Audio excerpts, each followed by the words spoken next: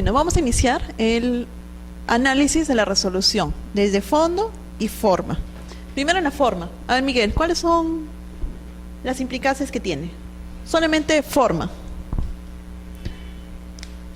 En cuanto, por ejemplo, al título. ¿Cuál es el título que se presentó? Ya, ok.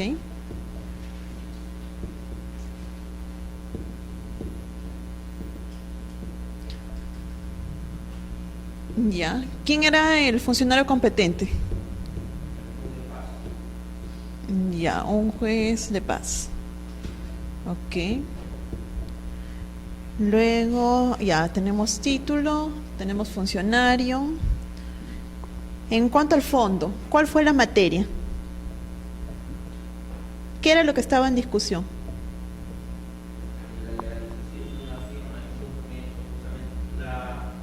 No se veía legible la fecha no estaba. Ya, el problema era, ya. La fecha en el documento.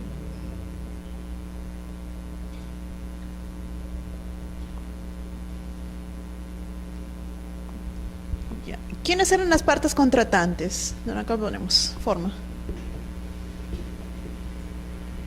¿Dice quiénes eran las partes contratantes?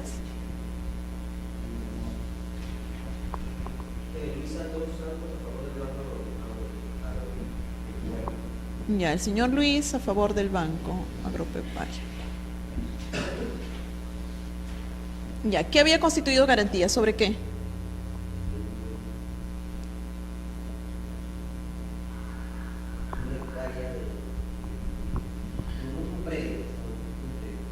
Predios. Ya.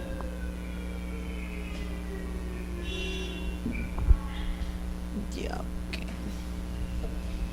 Materia, fecha del documento. Ya, entonces tenemos el título. Bueno, había discusión en cuanto a lo que es contrato. El funcionario competente era el juez de paz. Las partes contratantes, señor Luis, a favor del banco, por predios. Creo que hablan de una cosecha. Cosecha era, ¿no?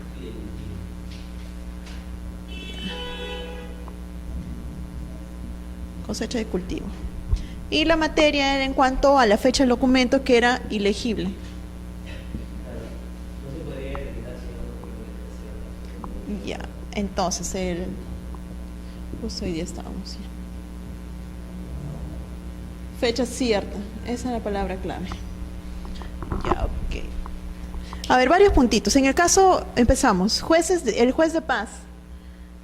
¿Qué pasa en el caso de los jueces de paz? Hay una resolución, no sobre los jueces de paz, pero sí para que lo chequeen, esa resolución de observancia obligatoria, que habla de las funciones notariales de los jueces de paz letrado. ¿Qué pasaba a veces, en nuestro caso, por ejemplo, en el caso de registro de propiedad vehicular, en el RMC, también vienen documentos expedidos por jueces de paz letrado. Tienen su propia norma. Inclusive hubo una modificación, habrá sido en julio, del reglamento de jueces de paz, no, reglamento de... no me acuerdo cuál es el nombre, jueces de paz, que ha modificado todo esto.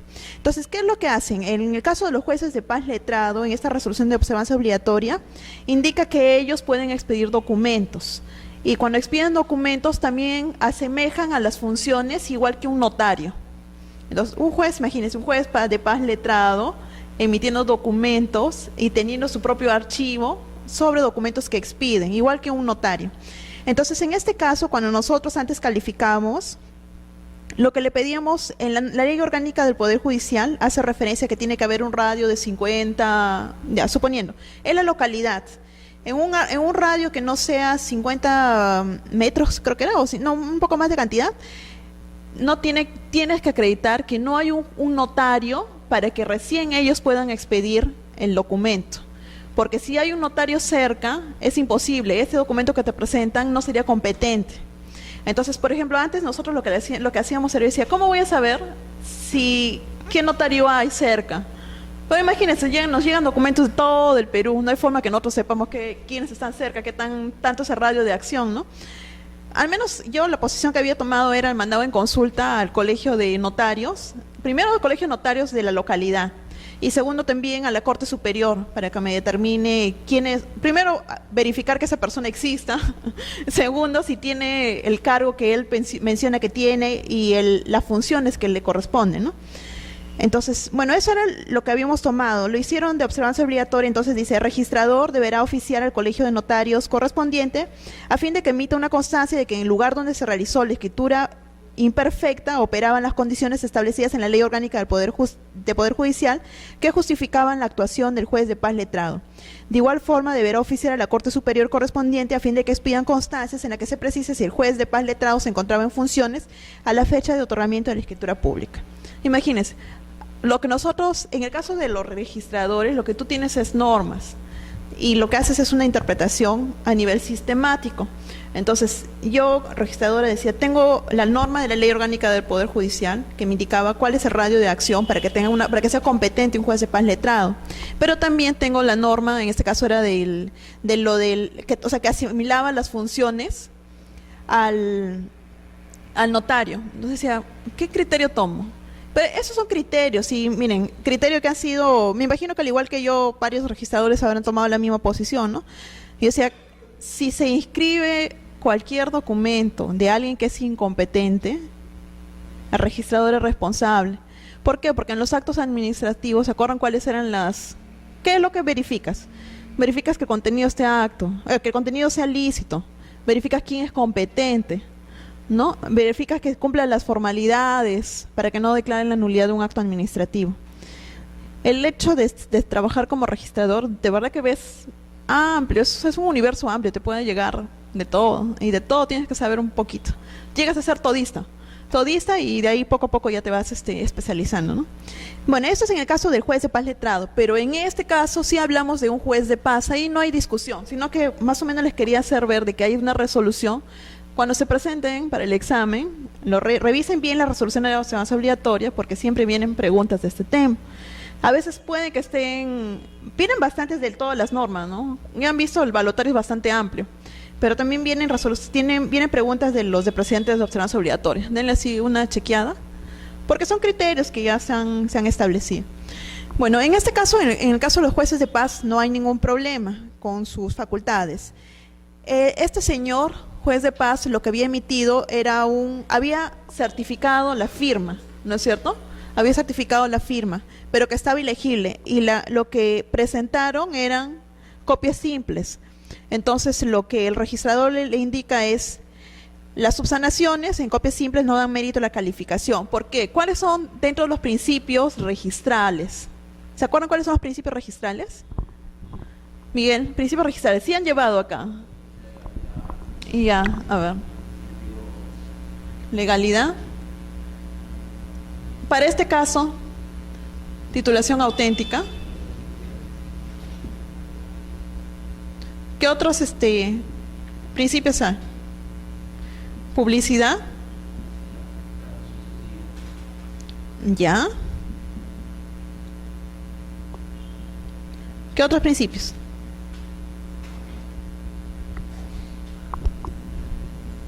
Legalidad, titulación auténtica, ¿qué es esto? Publicidad, tracto sucesivo, ¿qué más?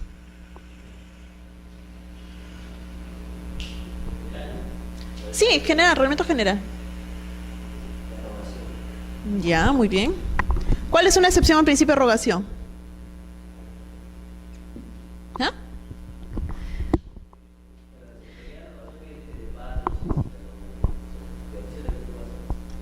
Ya, esa es una excepción. Chicas, ¿qué tal? Buenas noches.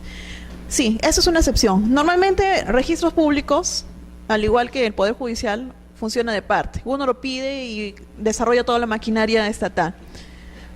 Salvo en el ámbito penal, ¿no? Que son delitos que el mismo Ministerio Público es el que interviene, que hacen de oficio. En el caso de administrativo, parte registral, casi todo funciona porque nosotros lo pedimos, el usuario lo solicita, salvo las rectificaciones de oficio. El registrador puede estar calificando el título y por ahí verifica que hay un error, lo tiene que rectificar de oficio.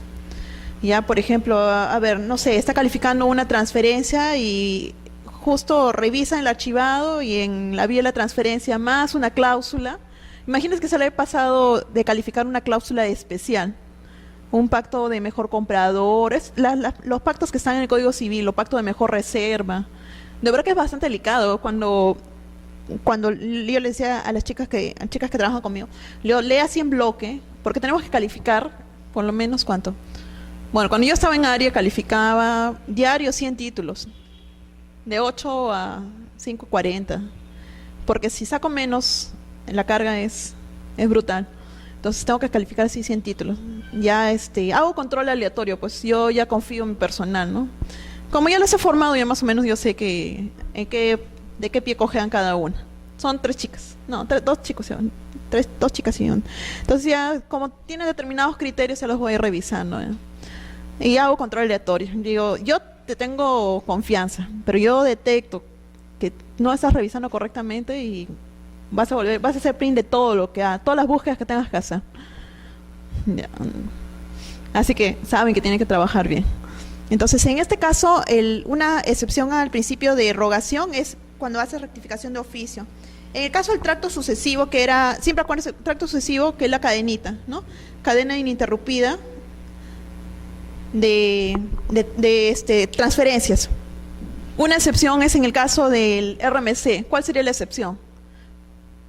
Cuando hablamos de aquellos bienes que no son registrados. Porque si son registro jurídico de bienes, ahí sí se aplica el tracto sucesivo. Si A es propietario, constituye una garantía a favor de B, A tiene que estar inscrito como tal. En el caso del RMC que decíamos, ahí hay una declaración jurada. ¿Se acuerdan que dijimos en la clase pasada? Porque cuando se imaginen RMC, cuando hablan de registro mobiliario de contratos, imagínense siempre un ejemplo, una ferretería que tiene 20.000 tornillitos. Yo no le voy a estar pidiendo que me acredite documentalmente que es el propietario. Entonces, lo único que siempre me podría presentar es una declaración jurada, ¿no? Diciendo yo soy el propietario y yo tengo que creer. Pero en el caso del tracto sucesivo decíamos que se aplica en registro jurídico de bienes, mas no así se aplicaría en el caso de registro mobiliario de contratos porque no hay un tracto. Y lo que se buscaba con el RMC se ha creado, por ejemplo, las búsquedas a nivel de un tipo que es el folio personal. ¿Por qué? Porque yo puedo buscar... Miguel, ¿cuál es tu apellido? Miguel. L-A-C. Ya. En el caso de Miguel, por ejemplo, si yo quiero saber si va a ser un buen deudor, yo puedo ir al RMC, acercarme al RMC y hacer una búsqueda por sus apellidos. Registro folio personal, ¿no? Busco y me va a determinar, me va a salir un listado de todas las garantías que tenga.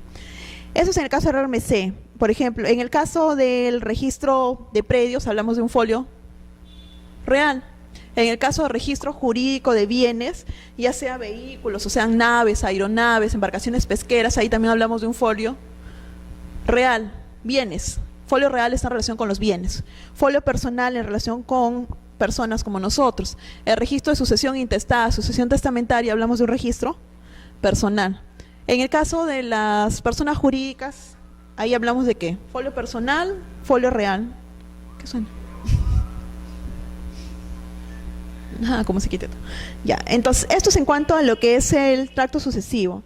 Después, en cuanto a lo que es legalidad, bueno, siempre es bueno determinar cuáles son, como les estaba diciendo, tiene que haber una norma habilitante para que puedas calificar y cuando califiques lo vas a centrar. Por ejemplo, en el caso de registro de propiedad vehicular son 3 tipos de ingresos. Igual que en RMC, los que van a ingresar partes notariales. Y en el caso de los notarios, ¿qué es lo que nos va a venir? Haciendo un recordario de todo lo que hemos visto. Nos va a venir formularios notariales. ¿Se acuerdan que dijimos que era un formulario especial, que se había pensado en un inicio, que iba a tener la menor cantidad de formalidades, que cuando ingresara a registros, es más, el registrador casi no iba a calificar nada porque con el proyecto ese que se tenía pensado para el Banco Mundial, lo que se determinaba era como un registro de avisos, ¿no? Uno llegaba, presentaba un formulario como un buzón, ¿no? Llegas, presentas, el registrador no califica y de frente se inscribe. Y cuando tú ibas a pedir, como un Infocorp, pero a nivel público. Infocorp es privado, cada uno de nosotros puede pagar su plata y sabe quiénes tienen acreencias y quiénes no. Pero en el caso del RMC, en un inicio se pensó así, que registros públicos iba a funcionar como un Infocorp, pero público, ¿no? Que el formulario no iba a tener tantas trabas a nivel notarial, menos trabas a nivel registral y que se inscribía todo lo que ingresaba. Entonces, eso fue en cuanto a lo que es legalidad, ¿no? Tiene que haber siempre una norma habilitante. Como les está diciendo, hay ingresos de partes notariales, que vendrían a ser los formularios y las escrituras públicas, de partes administrativas, que vendrían a ser todo lo que es, por ejemplo, alguna garantía mobiliaria que se constituya a favor de entidades administrativas, SUNAT, SAT, todas las municipalidades que puedan iniciar un embargo coactivo, o cualquier Indecopi que tiene ejecutor coactivo. ¿Quiénes más tienen? Todos los que tienen ejecutor coactivo que podrían constituir una garantía o algún gravamen, lo pueden hacer. Y bueno, eso es parte notarial, parte registral, pero también vienen partes administrativos. Administrativos casi no he visto mucho en RMC, más en la parte de transferencia de vehículos. Luego, en cuanto a lo que es el principio de titulación auténtica, ¿qué era lo que nos decía con ese principio? José, principio de titulación auténtica.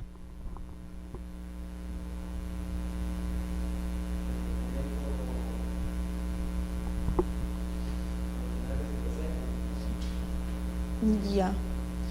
A ver, acuérdese. Todo ingreso de documentos a registros públicos tiene que tener una fecha cierta. Y esa fecha cierta está definida en el artículo 245 del CPC. Ahí me dice que hay determinadas personas que cuando lo expidan son los que le van a dar esa fecha cierta. Por ejemplo, yo como un silvestre, si yo te firmo un documento, ¿ingresaría a registros? No. Yo como, muy yoísta, otra persona como notario público emite un documento, lo certifica, el notario, por ser, no es funcionario público, por ejercer las funciones públicas, ahí sí le va a dar fecha cierta. Un funcionario administrativo, un juez, hay ciertos funcionarios que en razón de su cargo, cuando expiden un documento, le va a dar fecha cierta. Entonces, la idea es que todo aquel documento que ingresa a registros públicos debe tener una fecha cierta. Y normalmente tienen que ser documentos protocolares. Excepcionalmente, van a ser algunos documentos extra protocolares que van a tener ingreso a los diferentes registros, ¿no?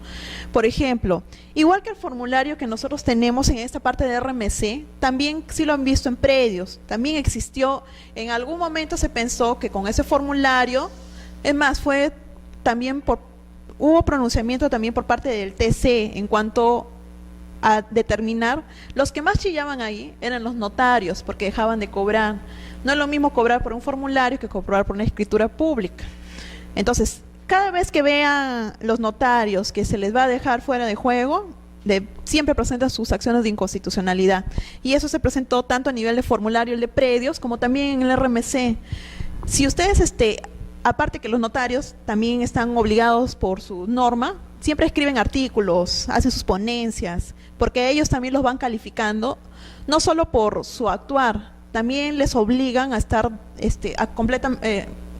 diariamente y estar actualizados. Entonces, en sus ponencias, en los artículos que ellos ponen, siempre ponen la idea. Pero ¿por qué si un formulario notarial? Yo como notario no voy a dar tanta validez de lo que estoy certificando, ¿no?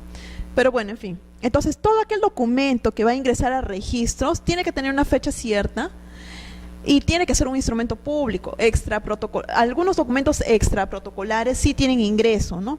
¿Qué otro? Por ejemplo, en el caso de registro de personas jurídicas que han visto, para calificar una convocatoria, quórum, ¿qué es lo que presentan? No van a presentar un documento protocolar, normalmente presentan certificaciones, declaraciones, y el notario, el que se presenta, yo soy el presidente del Consejo Directivo, por ejemplo, y determino que estas son las personas que se han presentado en mi empresa o en mi asociación. Entonces, él lo único que hace es una certificación de lo que ante él se presenta, y eso es lo que ingresa a registros. No, cualquier documento no va a ingresar a registros públicos.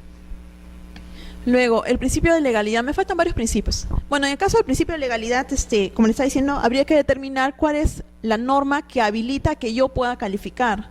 Si es un parte administrativo, básicamente tengo que determinar qué norma es la que me cita.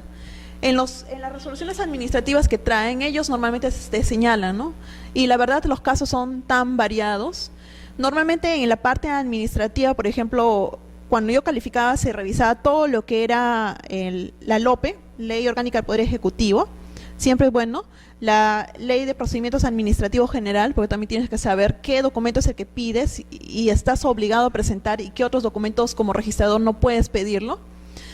Después, ¿qué más? A ver, también cuando también revisaba la ley de contrataciones del Estado, reglamento de contrataciones del Estado, porque si presentan adquisiciones o disposiciones de bienes del Estado, también es una normativa especial.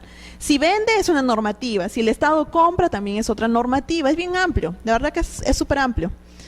Por eso les dije mi interés en cómo terminé viendo la parte administrativa, porque no muchos dominan la parte administrativa. Y a mí sí, o sea, eso sí me pareció un campo distinto. Me decían, tengo que hacer algo diferente a lo que todos ven.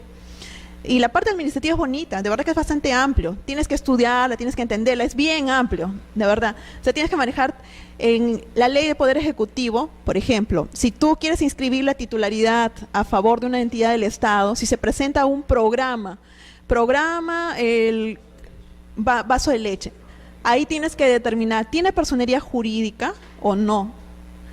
Y ahí vas a la LOPE. En la LOPE te dice quiénes son los entes que forman parte del Poder Ejecutivo. Un programa no tiene personería jurídica.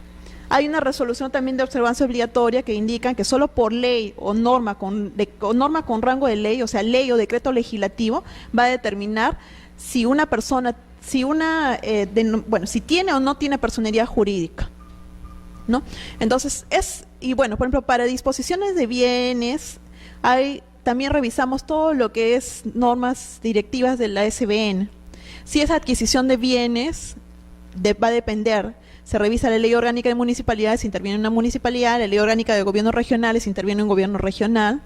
Después tienes que revisar la ley de contrataciones del Estado, porque hay un tope, hasta 3 UITs, no te requiere tanta documentación, más de 3 UITs, tienes que ver qué tipo de procedimiento es. Procedimiento selectivo, etcétera. Es un poquito amplio. Al final terminan dominando siempre todo. Entonces, cuando hablamos de principio de legalidad, tienes que ver qué norma es la que vas a aplicar. Y se aplica de acuerdo a los criterios de interpretación en forma sistemática.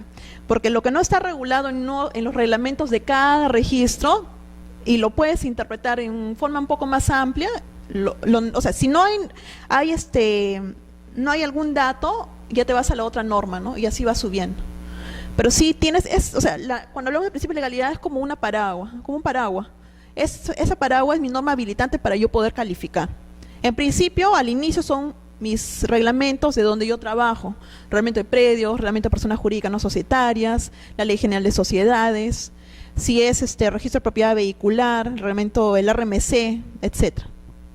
Entonces, en este caso, estábamos hablando del principio de titulación auténtica. Lo que el señor presentó fue un contrato que estaba ilegible y por lo que se entiende era una copia simple de un documento. Entonces, lo que le estaba pidiendo el registrador era que presente el documento legible. Para esto también, siempre cuando revisen hay documentos que sí pueden presentarse en copia legalizada, que son los documentos complementarios. Eso sí se permite. Por ejemplo, si tengo una escritura pública y, no sé, estoy casada con alguien y yo quiero pedir la rectificación del estado civil de mi predio o de mi vehículo, la ley, por ejemplo, el Código Civil me señala que la copia certificada del partida de matrimonio es el documento que va a acreditar la posesión de estado de casada, ¿no? Entonces, en este caso, si solamente es eso, yo voy a rectificar el estado civil, el único documento que me va a servir es ese.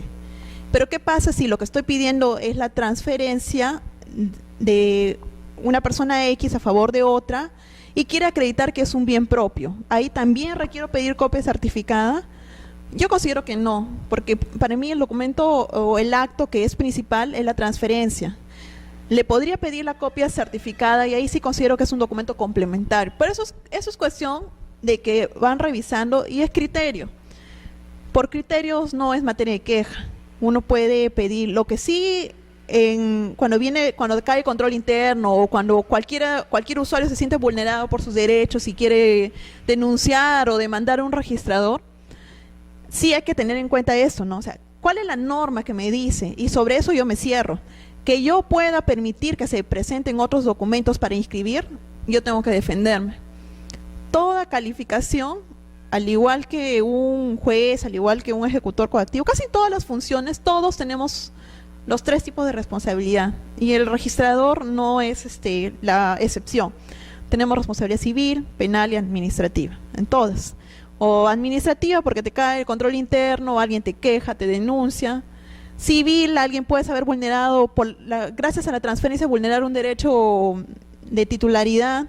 Y penal, que alguien detecte que, no sé, pues piense que el registrador está coludido con el vendedor, etcétera, ¿no? Pero entonces, con este principio de titulación auténtica, en este caso lo que se presentó fue eso, un documento que era simple y lo que le estaban pidiendo era que tenga fecha cierta para que pueda tener ingreso a registros. Y hemos visto en cuanto a lo que es funcionario competente, hemos dicho los jueces de paz, que no hay problema. Eso es para poder determinar cuáles son las funciones, eso está en la Ley Orgánica del Poder Judicial. Y veíamos que en el caso del juez de paz letrado es otra historia. Son dos funcionarios completamente diferentes. Ya, ahora sí. Esto es en el casito este. Ahora sí vayamos al tema.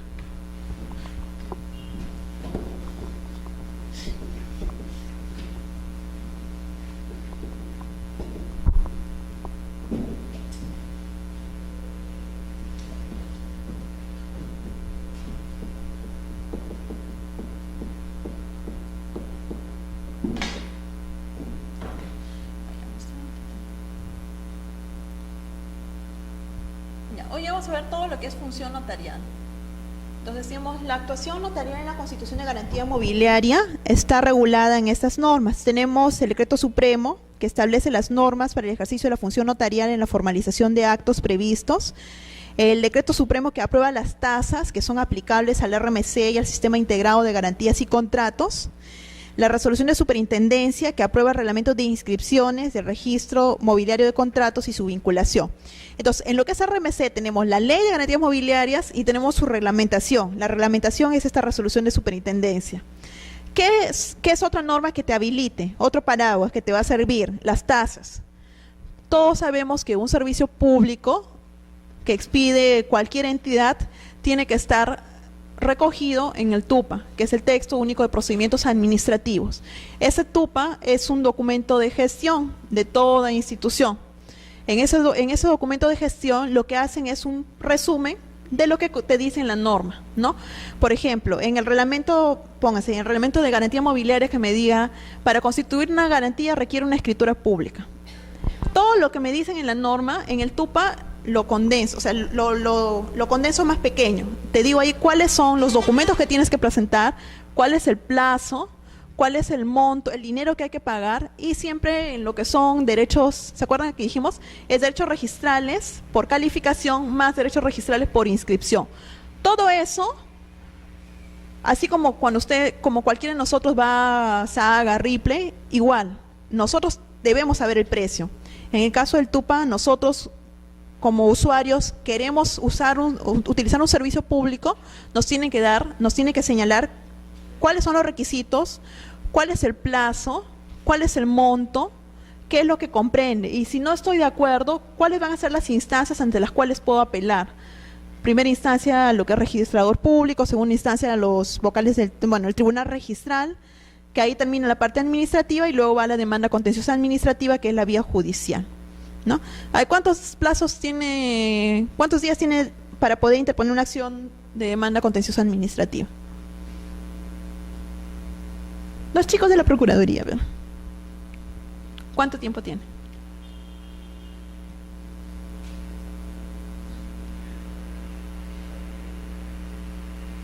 ¿A qué? Me voy a quejar con su jefa, ¿eh? Ay, qué gracioso. No, tiene que saber de todo. Yo no sé penal, por ejemplo. No, son 2 meses y 15 días. Entonces, la idea es, por ejemplo, si hoy día yo tacho un título, el día de hoy es 7, ¿no es cierto? 7 de noviembre. Tengo que considerar, o hay la posibilidad que hasta dentro del plazo de 2 meses y 15 días, yo pueda presentar mi demanda contenciosa administrativa contra ese acto. Está latente. Yo, usuario que pienso que no deberían haberlo tachado si no inscrito, tengo la posibilidad de poder presentarlo. Es mi derecho, yo como usuario. Si quieren lo tomo, si no lo dejo. Puedo volver a presentar. Así como van dando tumbos, un montón de inscripciones. Especialmente esos que son medio truchos, esos los tachas, otra vez los vuelven a presentar y otra vez. ¿Qué tal? Buenas noches. Niña.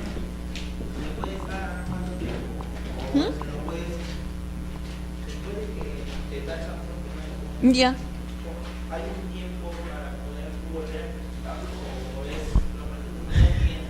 No, lo puedes presentar al día siguiente. Así, lo único que haces es rezar que te toque algún registrador que se le... Sí. Sí, hasta que alguien así despistado por ahí lo puede inscribir.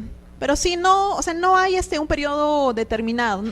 La norma no te dice, si te tacho una vez, ya no puedes volver a presentarlo jamás. No.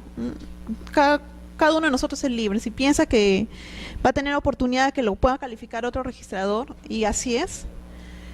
La vez pasada que estaba me fui a abogados, ahora ya casi veo de todo. Un señor me decía, pero ya lo presenté el título. Y yo decía, pero ¿cómo va a presentar? No, que este es mi tercer reingreso, que no sé qué. Yo decía, pero señor, a ver, deme el número por la placa, hacer seguimiento, ¿no? Le digo, señor, este es su primer reingreso. No, que he presentado. No, señor, el anterior título ya venció, el asiento de presentación ya venció, este es el primer título. Y me dice, pero si ya lo calificó un registrador, ¿por qué no le vuelvo a tocar el otro registrador? No, señor, le explicaba. Cuando la idea de registros es que el ingreso de los títulos es aleatorio, porque si no se podría prestar a cualquier cosa. Entonces, lo que hace el sistema, en parte interna, lo que hace el sistema es, por ejemplo, ingresa tu título 1, título 2, título 3. Entonces, como una carta de naipes. El título 1 le puede tocar la sección 2, el título 3 a la sección, tu título a la sección 2 y así. Para que nadie sepa de qué sección, ni vayan a dirigir tampoco los títulos. Eso con el transcurso del tiempo hemos ido mejorando, porque de verdad, a veces cuando calificaba, a veces veían, hay, como tú dices, esos títulos que tienen como 5 o 6 presentaciones, que nadie los quiere inscribir, que nadie, o sea, todo el mundo lo observa por lo más mínimo, a veces hasta cosas tontas, ni siquiera de forma. Cuando llegaba eso, pucha máquina, así, y comenzaba a ver, cuando verificaba los paquetes, yo decía, qué raro, en un paquete me tocaban puros, que me toquen 2, 3, 4, 5, así títulos feos, y decía, esto ya los está, y ya alguien me odia, ¿por qué me lo mandan? ¿Por qué no lo reparten entre todos? Y de ahí ya comenzábamos a reclamar, pues porque de verdad a veces era tan pesado, y con esos títulos truchos, horrorosos, yo no voy a sacar 100 títulos diarios, o sea, no hay forma. Ahí me voy a demorar más, mis asistentes se van a demorar en calificar, ¿no? Porque tienen que revisar más cosas, tener más cuidado, porque ya no es la primera revisión, va a ser la segunda, tercera revisión. Una vez que me tocó uno era de Petroperú. Ahí también hay unos casos, como les digo, en parte administrativa, ahí sí casi suena. Petroperú es una empresa de derecho público. ¿Qué norma le aplicas? ¿Le aplicas estrictamente ámbito privado o le aplicas estrictamente ámbito público? Sí, contrataciones. Ya. Ya. Ahí sí era todo así. ¿Y qué era lo que había pasado? En este caso era, creo que lo habían hecho en el norte, en Piura. O sea, eran las oficinas de allá, ¿no? Entonces, ellos, por ejemplo, estaban aplicando igual que la ley de contrataciones para la disposición de bienes, ¿no? Sacaban a remate. Cuando calificas un título, si tú no sabes la norma expresa qué aplicar, tú puedes escribir cualquier cosa. Si no sabes qué norma aplicar, te pueden presentar y tú comienzas a decir, bueno, sí va, por ejemplo, ¿no? En el caso de ser una adjudicación, remate, como les dije la vez pasada, tiene, por ejemplo, oficio, mi remate, mi resolución de adjudicación, pero no es administrativo, o sea, no es judicial, es administrativo. ¿Qué norma le vas a aplicar? O requiere traer un acta notarial de transferencia. Porque, ¿qué estás hablando? ¿Qué es Petroperú? ¿Es privado? ¿Es público? Es una disposición, era una disposición de un bien por parte de Petroperú. No estaba adquiriendo, sino disponiendo. Entonces decía, ¿qué norma le aplica? Y ya lo estuvieron, yo lo taché plano. Le dije, no, Petroperú es una empresa de derecho público, se rige igual que cualquiera de nosotros. Tienes que ir ante el notario, porque tienes que presentar el acta notarial y es toda una formalidad, pues. Entonces le digo, observarle no, ¿con qué me va a subsanar? No hay forma que me subsane, tache de plano. Pum. De ahí no sé dónde fue a parar, no sé si alguien despistado lo habrá inscrito. Dije, no. Si no cumple la norma, por eso les digo, si el registrador, los asistentes no saben, y te presentan un documento, no lo calificas correctamente, igual que el Poder Judicial. Si no está adecuadamente presentada la demanda, imagínate que te apliquen, que te indiquen un artículo y no corresponde, y como juez sigues todo el proceso, ¿qué va a pasar? Alguien te va a pedir la nulidad de todo ese procedimiento. Acá no puedes pedir nulidad de nada, pues. Si lo inscribes, tienes que ir vía judicial. Es lo único que queda, porque nosotros somos administrativos. Es más, nosotros como parte de registros públicos, ni siquiera hay... Una de las presunciones también es que no hay la posibilidad que un tercero quiera tachar un título, por ejemplo. Me presentan hoy día para calificar un título.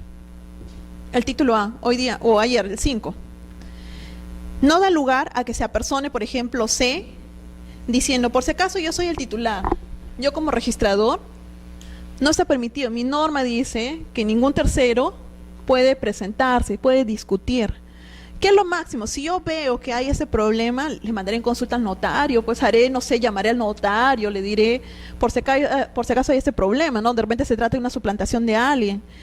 Pero yo dar lugar a que esta persona intervenga, no, es un procedimiento que es no contencioso. La parte registrada es un procedimiento no contencioso. Nosotros llegan documentos, se califica. Si cumple la norma, se inscribe. Si tiene defectos, se observa. Si hay pago mayor de derechos registrales, se liquida. Si no cumple, como en el caso que les estoy indicando a Petroperú, se tacha. O sea, no tengo más alternativas, tengo esos 4 caminos. Más intermedios híbridos no hay. No hay. Entonces, en este caso, ya ni me acuerdo por qué me fui por allá. Acá estaba. Entonces, estas son las normas paraguas que sirven para todo lo que es constitución de garantía mobiliaria, ¿no? Decíamos lo del TUPA, raíz del TUPA era. Tenemos lo que es el TUPA, el reglamento de la Ley de Garantía Mobiliaria, y tenemos un decreto supremo, que es el año 2006, se dio meses después de la entrada en vigencia de la norma, que estableció normas para el ejercicio de la función notarial en la formalización de los actos previstos en la Ley de Garantía Mobiliaria y en el saneamiento del tracto sucesivo ininterrumpido de bienes muebles. ¿Por qué qué pasó? Están penando. ¿Por qué eso de saneamiento de tracto sucesivo ininterrumpido de bienes muebles? ¿Qué era lo que había pasado? En el caso del reglamento de propiedad vehicular, hubo una época más o menos hasta el año 2005 que se permitían el ingreso, ¿se acuerdan que dijimos? Principio de titulación auténtica, se permitía el ingreso de contratos privados con firmas legalizadas, solo había certificación, igual que en los formularios, certificación del notario, pero no me verificaba la capacidad de eso, solo me legalizaba la firma. Entonces, hubo un corte, dijeron hasta en julio de 2005 se presenta, todo lo que viene después tiene que ser acta notarial, porque había una cantidad inmensa de documentos falsificados, pero así impresionante, se calificaba, de todo dudabas, y si lo encontrabas, podías encontrar en personas naturales, personas que ya intervenían estando muertas, estando en el extranjero, se detecta también bastante, cuando en el caso de nosotros, algunos registradores tienen acceso a RENIEC, entonces si detectas, ya imagínense, en el día a día tú ya te das cuenta, ¿no? Le encuentras cosillas por acá, te percatas, no, este documento no pasa, tiene problemas. Verifican RENIEC, por ejemplo, a veces se le encuentra con domicilio en el extranjero. Yo cuando calificaba encontraba domicilio España, domicilio Japón, y ese que ha venido desde Japón a firmar, qué raro. Lo que hacía, yo mandaba oficio para hacer cruce de información con migraciones, y me respondían, y migraciones te mandan un reporte, pues te dicen, por ejemplo, fulana ha salido, fecha de ingreso tal, fecha de salida tal. Entonces decía, pero el acta es cuando ya salió. ¿Cómo ha firmado? Si esta persona ya está fuera del Perú. Ya, mandaba en consulta al notario, migraciones, hacía todos mis cruces de información, tacha. Suplantación. Y el notario me decía, sí es mi acta. Ya, ok, es tu acta, pero yo estoy detectando por otro documento de otra institución pública que el señor no está acá. Imagínense que si no eres diligente, lo inscribes, de ahí viene el usuario, ¿a quién le va a echar la culpa? ¿Le va a echar la culpa al notario? No, le va a echar la culpa al registro. Y es lo que sale casi todos los fines de semana. No, sale menos, ¿no? Pero en ellos hay bastante falsificación. Entonces ahí, pero el registro no es lo suficientemente diligente. Lo que no sabemos es que si hay un montón. Primero, la cantidad de transacciones es inmensa. Como zona registrada 9, es bastante. bastante, bastante. Por ejemplo, en el caso de, imagínense, ¿ah? Ingreso diario en vehicular, casi tenemos cerca de 15.000 soles de ingreso. Y imagínense la cantidad de transacciones que hay de todo, las transferencias, publicidad, es cantidad. Y en predios y nosotros creo que vamos, casi todo nos pagamos nuestro, es más, nuestros recursos sirven para lo del Ministerio de Justicia. Y nos quitan plata para pagar al INPE. De verdad, quitan plata. Lo que pasa es que como el ente rector es el Ministerio de Justicia, INPE también, ellos siempre se quejan, ¿no? Entonces, si registros no tiene una suficiente gestión pública para poder hacer sus inversiones, contratando personal y otros problemas informáticos que ustedes todos saben. Entonces, en ese caso, si no hacen una buena gestión pública, sobra el dinero y tiene que revertir a favor del Estado. Entonces, si el Ministerio de Justicia captura por ahí, salen los del INPE diciendo, huelga, huelga. ¿De dónde sacamos plata? De registro. ¿De dónde sacamos plata? Aquí también hemos subvencionado a COFOPE. Entonces, es bastante tedioso este tema. Pero bueno, iba en el caso de saneamiento de tracto sucesivo ininterrumpido, les decía hasta una fecha que hubo el corte para que ya no presenten estos documentos. Con este decreto supremo, lo que se permitió era que se presenten esos documentos que ya estaban prohibidos. Entonces, y aquí sí es todo un cantar. Cuando me tocaba, y decía, pucha, ojalá que no me toque. Porque el registrador calificaba esos documentos y si estaba todo correcto, inscribía.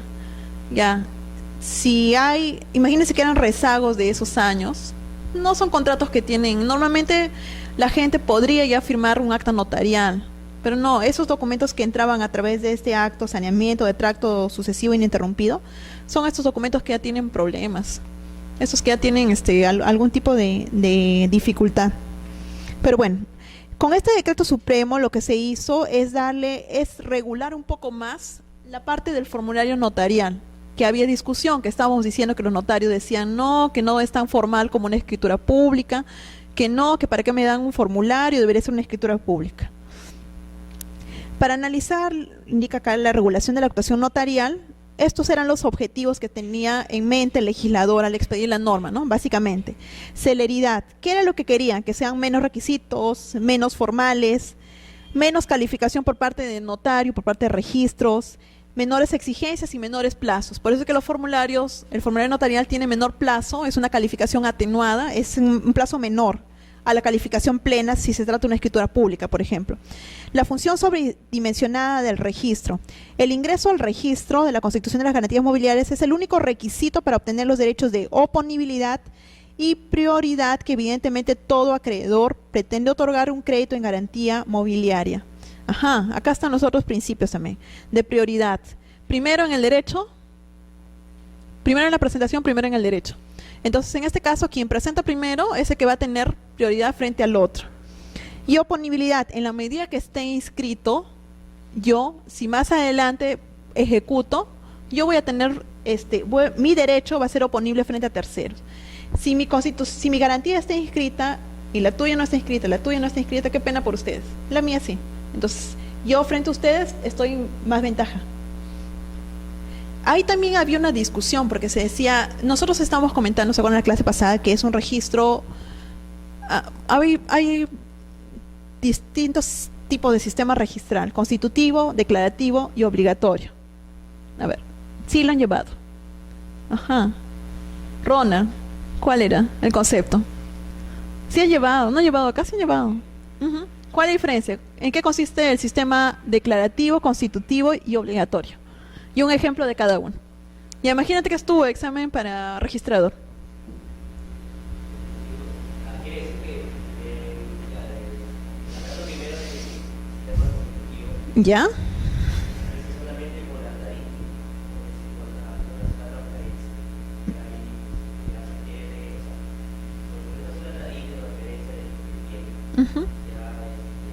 Uno ya es propietario de su ¿Ya? no se requiere inscripción para que ya sea propietario.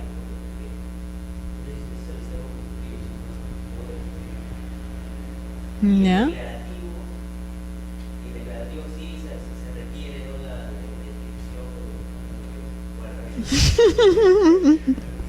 Ah, están atentos, están atentos. Ajá, ¿la ven?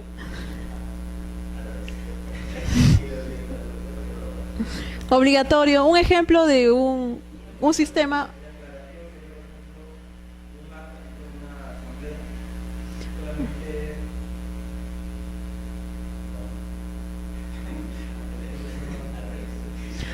No, en el sistema declarativo lo único que haces es reconocer lo que se ha dado extrarregistralmente, ¿no? Ya, ya. A ver, englóbalo un poco más. Estás queriendo inscribir en una empresa, en una persona jurídica, solamente se pueden inscribir determinados actos, ¿no es cierto? Por ejemplo, no sé, pues el nombramiento de un consejo directivo, si es una asociación. El nombramiento de ese consejo directivo se da fuera de registros. ¿Se requiere que esté inscrito para que tenga efectos frente a terceros? Ya, si es así, constitutivo o declarativo. Constitutivo, ¿se acuerdan que dijimos que solamente era en el caso de la hipoteca y en el caso del registro de personas jurídicas? Para que cualquiera de nosotros que tenga una persona jurídica, requiere inscribir. Inscribes la persona jurídica y después desencadena todo, ¿no? Porque no solamente vas a inscribir la persona jurídica, vas a inscribir tus órganos societarios, cuál es tu régimen de poderes, puedes modificar, etcétera, hasta que puedas pedir también la disolución, liquidación. Pero sí requieres que esté inscrito la persona jurídica, eso sí es constitutivo. Y en el caso de las hipotecas también. Casi todos los demás solamente declaras un derecho que ya existe. Lo que estabas hablando era entre el sistema de título y modo, que se presenta diferente para el caso de predios que para el caso de bienes muebles. ¿Cómo era en el caso de bienes muebles? Bienes muebles. Un buque, por ejemplo. ¿Cuál es el título y cuál es el modo en la transferencia de un buque?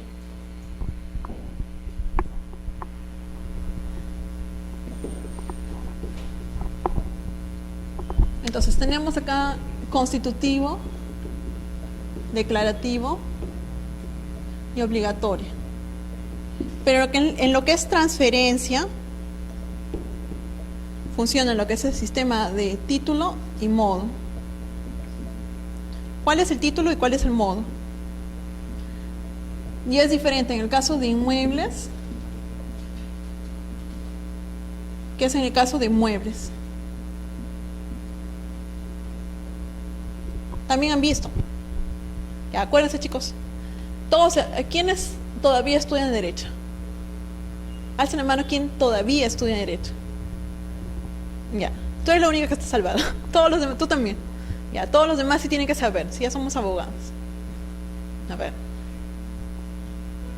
¿Cómo es en el caso de los inmuebles? Sistema de título y modo. En el caso de los inmuebles, en el caso de los bienes muebles, que es lo más fácil, hay entrega, ¿no es cierto? Recién tiene que haber entrega de un bien para que se produzca. ¿Cuál es, el título o el modo? ¿Qué es la entrega? El modo. ¿Cuál sería el título? El título es lo que da lugar a ello, o sea, el acto en sí, que puede ser una compraventa, una donación, una dación en pago, etc. Todo lo que puede revertir, exacto. En el caso de los inmuebles, ¿cómo funciona? ¿Se requiere entregar algo? La sola obligación. Exacto.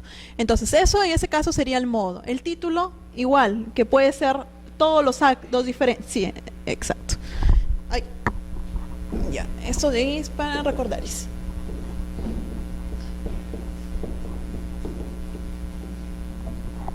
Luego, entonces decíamos que lo que buscaba, bueno, esto era en cuanto a los menores exigencias y menores plazos. Luego hablamos de que hay una función sobredimensional del registro. El ingreso al registro de la Constitución de Garantías Mobiliarias es el único requisito para obtener los derechos de oponibilidad y prioridad. Eso ya habíamos comentado. Luego, ¿qué era lo que sucedía? Dentro de los errores metodológicos para esta ley de garantía mobiliaria, lo que se quería era implementar un sistema de formalización que se desarrolla ante el notario público anglosajón. Y acá hablamos de dos tipos de sistemas, el sistema latino y el sistema anglosajón. ¿Cómo funciona? Notarial sí hemos llevado en algunas universidades, sí es obligatorio, en otras creo que es selectivo. A ver, ¿quiénes han estudiado notarial obligatoria? ¿O quiénes han visto parte notarial?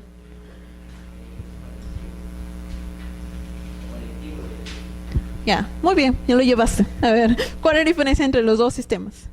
Entre el sistema anglosajón y el sistema latinoamericano. Sí lo llevé, pero ya.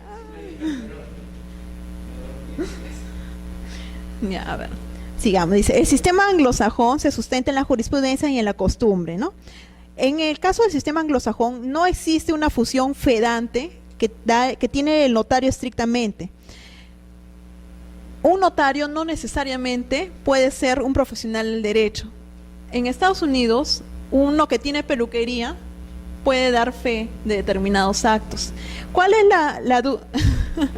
¿Cuál es la diferencia? Que en el caso del sistema anglosajón, lo que ellos siempre funcionan es comprando seguros.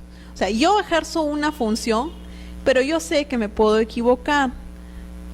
Pero ellos tienen algo diferente, adicional a lo que nosotros no tenemos. Nosotros en parte literaria decimos fe pública.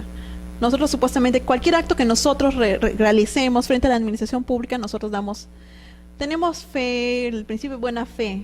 Ellos no. Tú declaras en Estados Unidos, declaras algo que no corresponde y sí te aplican las normas en forma estricta. Entonces ahí tu palabra sí vale. Acá nosotros en parte literal decimos y sobre todo por ejemplo, para los efectos de calificación, en la Ley de Procedimientos Administrativos General, ¿qué es lo que me dice? Que si yo como registrador me ingreso un título, yo no puedo estar dudando si ese título es falso o no, porque si me pongo a dudar de todo, simplemente no escribo ninguno, porque todo voy a mandar en consulta, sea que venga de un funcionario administrativo o sea que venga de un notario. En cambio con ellos no, ellos lo que dicen es, si yo declaro algo que es incorrecto, yo sé que voy a ir a la cárcel. Entonces, en el sistema anglosajón, como dice acá, no existe una función fedante, ¿no? Puede no ser necesariamente un profesional del derecho, no asesora, no autentica, no redacta, no conserva, no expide traslados, no asume responsabilidad. Lo único que hacen es contratan esas pólizas de seguro. Si me equivoco, yo te pago. Eso es máximo. Acá, un notario, la única forma que podría salvar su responsabilidad es en el artículo, hay un artículo dentro de la ley del notariado que dice que si un tercero a mí como notario me induce a fe, me induce a un error, ahí sí estoy exenta de responsabilidad. Pero eso es en la ley del notariado. En el caso de registrador, yo no tengo forma de que haya un artículo que me diga si me equivoco, me han inducido error o no. Ahí simplemente hasta la Procuraduría Pública calla a los registradores. De verdad, ¿acaso no decimos, a ver, es una procuraduría, supuestamente debería ayudarnos, no denunciarnos? Y sí denuncian, la misma procuraduría denuncia.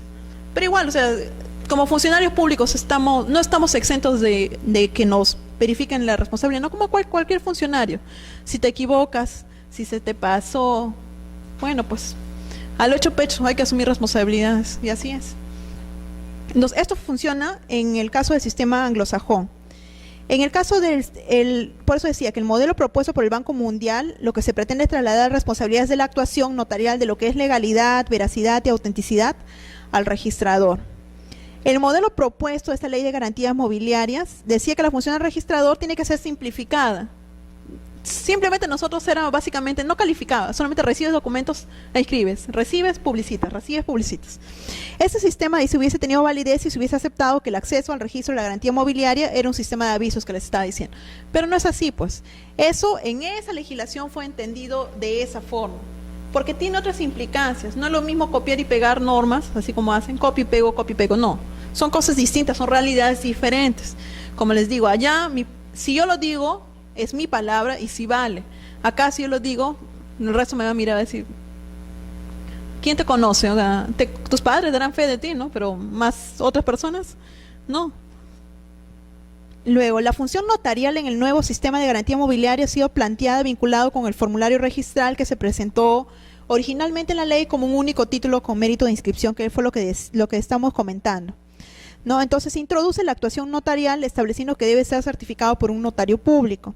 Y en este artículo lo que se pretende es imputar al notario de que tiene que determinar cuál es la formalidad de su exención y la función notarial que es posterior a la formalización. O sea, que el formulario notarial tenga validez desde antes de la presentación durante la presentación y después, porque el notario tiene que hacerse responsable. Se emite inclusive en duplicado, porque hemos dicho que se asemeja como un protocolo. No tiene los costos de una escritura pública, pero tiene algunas formalidades bastante parecidas, que casi deslindan, pero el monto es mucho menor. La función notarial de certificación establecida en la Ley de Garantía Mobiliarias, en la Constitución de la Garantía, al extenderse, ¿qué es lo que incluye? Verifica la identidad y la capacidad de los suscriptores. Por eso les decía, el notario es el primer filtro, nosotros como registro somos el segundo filtro. Verifica que el formulario de inscripción esté completo y que cumpla con todos los requisitos que están en el artículo 19. El artículo 19, que decía, tienes que indicarme ahí qué es lo que yo voy a publicitar en una garantía mobiliaria. Determinar quiénes son las partes intervinientes, el acreedor, deudor, constituyente, mi depositario, qué es lo que estoy garantizando, si es una obligación determinada, determinable, por cuánto tiempo estoy, no va a ser forever and ever, ¿no? Debe tener un plazo determinado, la fecha cierta que ésta trae, todos esos requisitos el notario tiene que hacerlo. Verificar el cumplimiento de todos los otros requisitos que la SUNARBE establezca. En principio lo que supuestamente el notario dijo, que lo haga el registrador, y el registrador dijo, que lo haga el notario. Al final todos somos responsables. Ellos tienen que revisar esto y nosotros también tenemos que revisar. Y lo que supuestamente era un sistema de avisos nunca funcionó. Cuando se emite una publicidad del sistema, un sistema de mobiliario de contratos, ha pasado depuración y es lo que está correcto, ¿no? Es importante tener en cuenta el artículo 97 de la Ley del Notariado, que establece que la autorización del notario en la certificación de un instrumento público protocolar da fe de lo siguiente, ¿no? Que se haya realizado un hecho, acto o circunstancia que identifique quiénes son las personas o el objeto, que se suscriban los documentos y que le dé una fecha cierta. Es importante, fecha cierta igual aseméjelo a principio de titulación auténtica, siempre recuerden eso, no cualquier documento ingresa a registros, tiene que ser determinados documentos. ¿Cuáles son los efectos de la función notarial en la certificación de las garantías mobiliarias? La ley de las garantías establece como efectos de esta certificación que no supone la evaluación de la legalidad ni de la validez de la garantía o del acto inscribible, ¿no? Dice, esta disposición resulta importante para la función notarial porque estaría declarando la no responsabilidad en la calificación del acto que genera la garantía mobiliaria ser inscrito. Lo que, aunado a la falta de requerimiento de minuta, abogado, calificación notarial y una simple calificación registral, es la verificación del llenado. Se pensó que ese formulario solamente, es más, ya habían ideado de que lo hagan. Nosotros, por ejemplo, en la parte de registro de propiedad vehicular tenemos un formato electrónico para inmatricular vehículos. Ellos se habían proyectado así. Cualquiera de nosotros, por ejemplo, quiere escribir una constitución de garantía, y ahí vas a tener en el portal de SUNAR, llenabas tus datos, como nadie lo iba a calificar y el notario la intervención era mínima, solo se escribía, sistema de avisos. Entonces lo que dice acá es, en un principio se pensó que los requisitos iban a ser mínimos, pero al final no fue así, pues requiere calificación por parte del notario y luego por parte del registrador. Formalidades de su extensión. Estábamos diciendo que de acuerdo a la Ley de Garantía Mobiliaria, el formulario de inscripción se extiende y certifica por lo menos en duplicado. Uno se queda con el notario y otro es el que va a ingresar a registros, ¿no? ¿Cuáles son las funciones notariales posteriores a su extensión? El notario va a conservar un ejemplar del formulario de inscripción, lo guardará y lo custodia. En la ley del notariado dice que los notarios, mientras vivan, tienen que tener todos sus documentos. Cuando ese notario fallece, etcétera, o renuncia, primero lo pasan a otro notario. Tiene un plazo de 2 años, para que el otro notario siga expidiendo sus documentos. Pasado ese plazo, ya pasa al Archivo de la Nación. Sí, así que si por ahí tienen algún contrato de un notario que ya ni siquiera exista, búsquenlo en el Archivo de la Nación. Ya. El notario, ya. Pero recuerda que no todo documento ingresa a registros. Tiene que estar, si es un notario, una escritura pública. Ya, ok. Ya, ok. Ya. Si presentas, yo como registros voy a verificar todo lo que me dice el artículo 32. Me voy a mis antecedentes. Si, por ejemplo, en esa época era el propietario A y esa justo la escritura pública es de